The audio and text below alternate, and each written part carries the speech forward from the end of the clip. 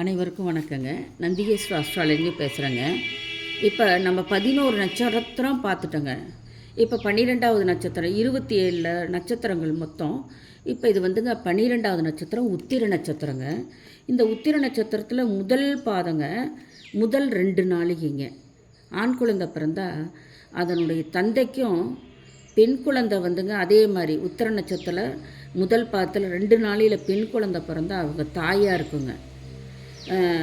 2 மாதத்துக்கு தாங்க தோஷம். 2 மாதத்தில் ரொம்ப படாத பாடுபட்டிருப்பாங்க. பிறந்த உடனே 2 மாதத்துக்கு.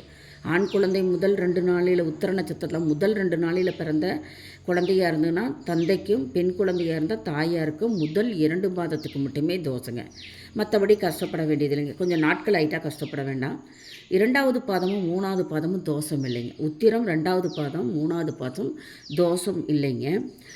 4வது பாதத்தில் பிறந்த குழந்தை வந்துங்க தாய் மாமனுங்களுக்கு தோஷம் உண்டுங்க. உத்திரம் 4ஆம் பாதத்தில் குழந்தை பிறந்துட்டாவே தாய் மாமனுங்களுக்கு தோஷம் உண்டுங்க.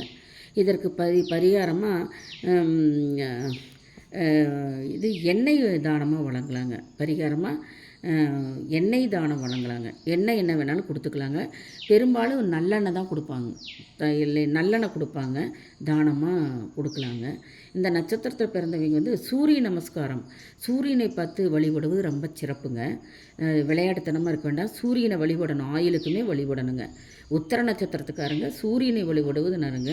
ஸ்ரீரங்கம் போய்ங்க பெருமாளை வழிபட்டு வரலாங்க. ஏதோ வருடத்துக்கு ஒரு முறையாவது பெருமாளை வணங்கிட்டு வரலாங்க. அப்படி போக முடியாதவங்க அருகில் இருக்கிற பெருமான் சன்னதிகளுக்கு போய்ங்க வழிபட்டால் நல்லது. வெள்ளிக்கிழமை அன்னைக்கு வர உத்திர நட்சத்திரத்தை அன்னைக்குங்க காவிரி ஆற்றுல குளிக்கிறது ரொம்ப விசேஷங்க. அவங்க உத்திர நட்சத்திரத்துக்காரங்க வெள்ளிக்கிழமை உத்திர நட்சத்திரம் தான் பிறந்த நட்சத்திரத்தில் போய்ங்க காவிரி ஆறு, நம்மளுக்கு தமிழ் காவிரி தாங்க ஃபேமஸ். காவிரியில் குளிக்கலாம். இல்லைன்னா பக்கத்தில் அந்த நட்சத்திரத்துக்காரங்க பக்கத்தில் இருக்கிற புனித நதிகளில் நீராடிட்டு வரலாங்க. அந்த தீர்த்தத்தை கொண்டு வந்து வீட்டில் வச்சுருந்துங்க நல்ல நாள், பிறந்த நாள் அந்த அன்னைக்கெல்லாம் வந்துங்க குளிப்பது நல்லது. அப்புறம் ஒரு சிலர் வந்துங்க பிறந்த நாள் அன்னைக்கு மட்டன் சாப்பிடுவாங்க. விசேஷம் கொண்டாடுறதுக்கு மட்டன் அப்படி செய்யவே கூடாதுங்க. யாருடைய பிறந்த நாள் அன்னைக்குமே மணநாள், திருமண நாள் அன்னைக்கெல்லாம் மட்டன் செய்யவே கூடாதுங்க. பிறந்த நாள் ரொம்ப முக்கியங்க. திருமண நாள் அதுக்கு மேலே விசேஷம் இல்லைங்க. அந்த நாளெல்லாம் நீங்கள் வந்து மட்டனெல்லாம் சாப்பிடக்கூடாதுங்க. அது விருந்தாகவும் போடக்கூடாது. உடனுக்குடனே கஷ்டத்தை காட்டிடும். அதை யாரும் கவனித்து பார்த்துருக்க மாட்டாங்க. அதை சாப்பிடக்கூடாதுங்க. புனித தண்ணி கொண்டு வந்து வீட்டில் வச்சுருந்து அந்த ஊற்றிக்கிற தண்ணிக்குள்ளே கலந்து குளிக்கலாங்க. அப்புறம் ஸ்ரீ ராமானுஜர், சக்கரத்தாழ்வார், ஸ்ரீ தன்வந்திரி பகவான், ஸ்ரீ ரங்கநாயகி, ஸ்ரீரங்கர் தரிசனம் செஞ்சுங்க வெறுங்கையில் தாங்க நிறைய பேர் கோவிலுக்கு போகிறாங்க.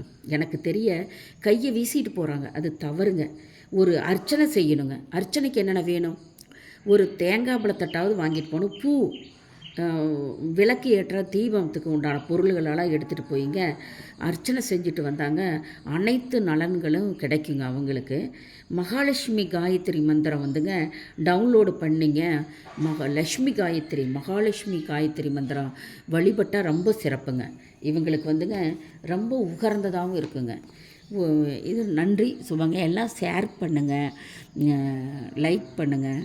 நன்றி சுபங்க.